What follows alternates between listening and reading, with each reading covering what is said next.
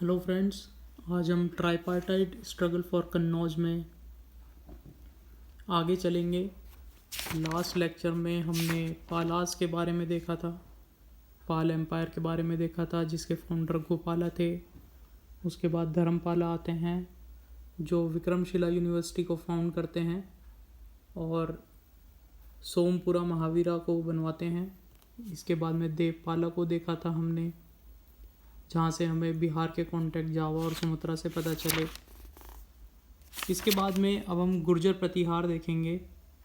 तो इनकी जो प्रिंसिपैलिटी थी वो सेंट्रल और ईस्टर्न राजस्थान में थी, यानी कि जो हमारा सेंट्रल इंडिया है और जो ईस्टर्न राजस्थान और ये गुजरात वाला एरिया है, यहाँ पर गुर्जर प्रतिहार एम्पायर की प्रिंसिपैलिटी हमें देखने को मिलती हैं।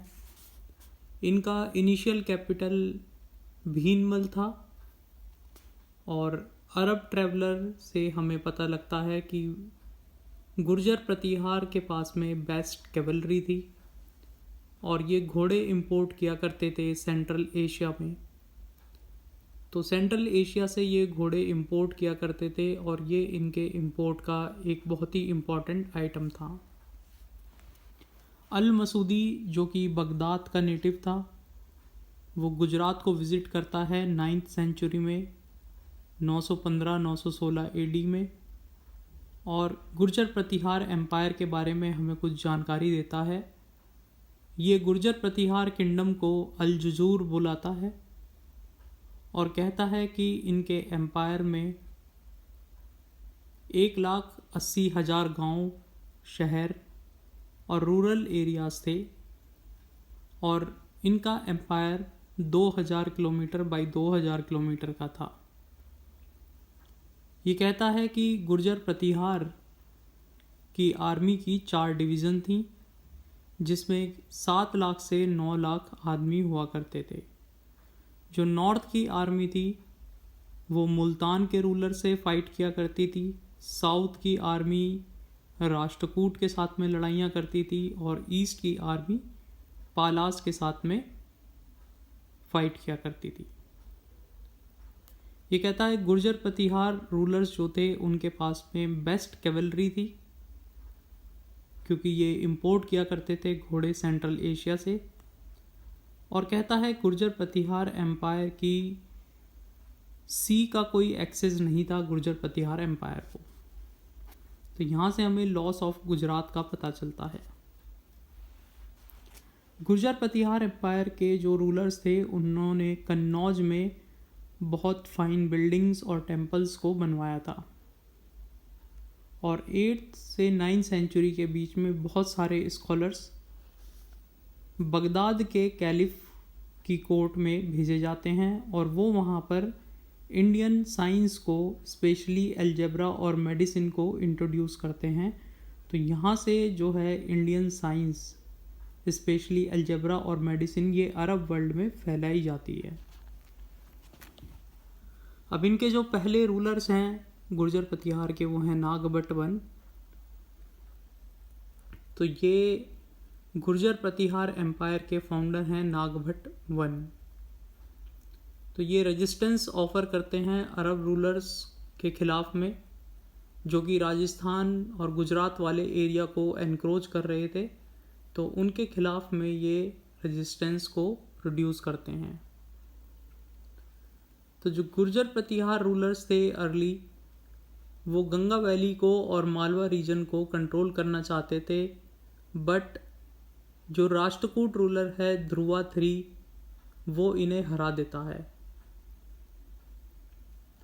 तो राष्ट्रकूट जो हैं वो गुर्जर प्रतिहार को हरा कर वापस अपने क्षेत्र डेक्कन में चले जाते हैं और वो एरिया फिर फ्री हो जाता है पालास के लिए और पालास उसे ऑक्युपाई कर लेते हैं।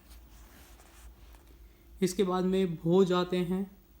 तो राजा भोज जो हैं वो गुर्जर प्रतिहार एम्पायर के हैं और इन्हीं को हम मिहिर भोज बोलते हैं। तो ये रियल फाउंडर थे गुर्जर प्रतिहार एम्पायर के और सबसे ग्रेटेस्ट किंग थे गुर्जर प्रतिहार एम्पायर के। 836 में ये कन्नौज को रिकवर कर लेते हैं और इसके बाद में लगभग 100 सालों के लिए कन्नौज गुर्जर प्रतिहार एम्पायर की कैपिटल बन जाता है। ये ईस्ट में एक्सटेंड करने की कोशिश करते हैं, बट जो पाल डायनेस्टी के देवपाला होते हैं वो इन्हें हरा देते हैं। इसके बाद इन्हें साउथ में टर्न करना पड़ता है अपने आप को, और ये लड़ाई लड़ते हैं नर्मदा नदी के किनारे, और वहाँ पर कुछ टेरिटरी को ये रिगेन कर लेते हैं, मालवा और गुजरात वाला रीजन, बट बहुत ज़्यादा ये साउथ में प्रोग्रेस नहीं कर पाते हैं। उसके बाद में ये दोबारा नॉर्थ में अपनी अटेंशन को कंसंट्रेट करते हैं। देवपाला की मृत्यु के बाद में ये अपने एम्पायर को ईस्ट में एक्सटेंड करते हैं। तो इस तरीके से इन तीनों एम्पायर के बीच में राइवलरी और फाइट चलती रहती है। कभी कोई एक्वायर कर लेता है कन्नौज वाला एरिया, कभी पाल एक्वायर कर लेते हैं, कभी गुर्जर प्रतिहार। तो इस तरीके से इन तीनों एम्पायर्स में हमें फाइट देखने को मिलती रहती है। तो राजा भोज जो थे वो विष्णु के भक्त थे, और उन्होंने एक टाइटल को अडॉप्ट करा था, आदि वराहा, और ये टाइटल इनके कॉइन्स पर इंस्क्राइब्ड किया हुआ हमें मिलता है। इसके बाद आते हैं महेंद्र पाला वन, जो कि राजा भोज के बेटे थे। इन्होंने इस एम्पायर को, गुर्जर प्रतिहार एम्पायर को मगध पे एक्सटेंड किया और नॉर्थ बंगाल में एक्सटेंड किया। इन्होंने कश्मीर के राजा के साथ में भी लड़ाई लड़ी, बट इन्हें अपनी कुछ टेरिटरी को खोना पड़ा, जो कि राजा भोज ने पंजाब में जीती थी।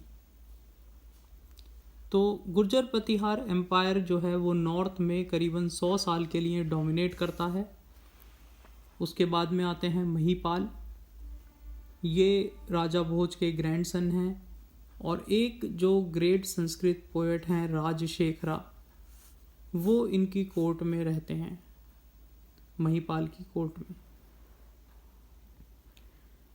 9th सेंचुरी में 915 से 918 के बीच में जो राष्ट्रकूट किंग हैं इंदिरा III, वो कन्नौज पे अटैक कर देते हैं, जिसकी वजह से गुर्जर प्रतिहार एम्पायर कमज़ोर पड़ जाता है, और गुजरात जो है अब राष्ट्रकूट के हाथों में चला जाता है।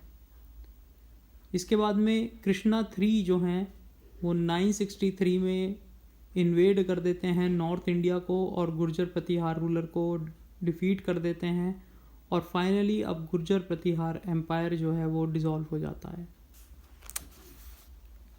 अब बात करते हैं राष्ट्रकूट की। राष्ट्रकूट ये रूल करते थे डेक्कन में, और जो महाराष्ट्र वाला रीजन है वो इनका डोमिनेटिंग रीजन था। इनकी लड़ाइयाँ ज़्यादातर गुर्जर प्रतिहार एम्पायर और पाल एम्पायर से होती थी, और ये एम्पायर 200 साल तक के लिए लास्ट करता है, 10th सेंचुरी तक। जो यहाँ राष्ट्रकूट के जो रूलर्स थे वो टॉलरेंट थे रिलीजन में।